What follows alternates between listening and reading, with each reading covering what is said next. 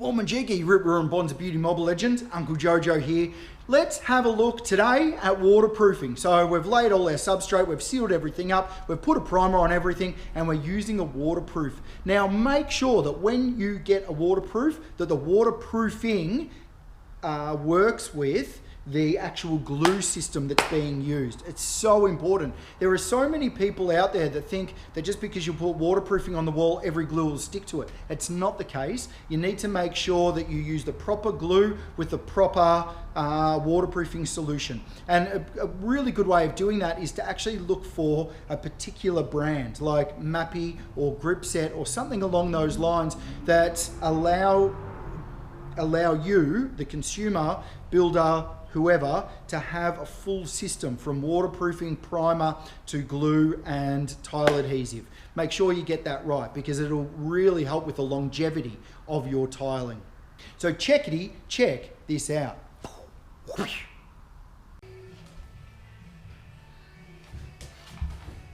Now that we have finished off prepping all of the corners and all of the pieces, we make sure that we waterproof all the way around wherever we're going to attach our little pad.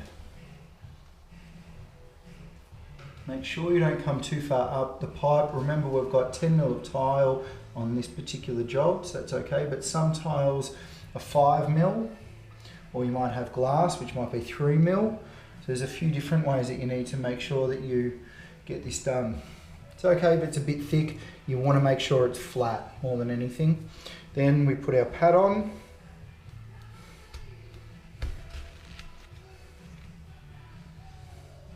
And then we'll pat that in and paint it.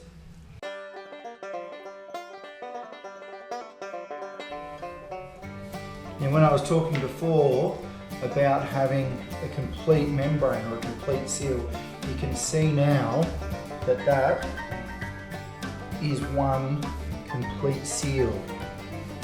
So that whole pipe all the way around there is completely sealed up. You can see around that pipe is completely sealed up. That's still going to get another couple of coats of waterproofing, so that is then going to be impregnable.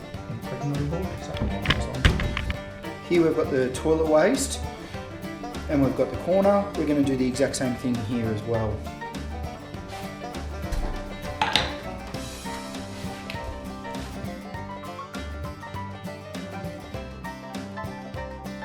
You want to make sure that you get the waterproof membrane itself against the pipe, so that when the actual rubber or the pad slides into place, this edge here will slightly slide up and pull it in, and it'll actually adhere to the penetration of the pipe, whatever we've got going through.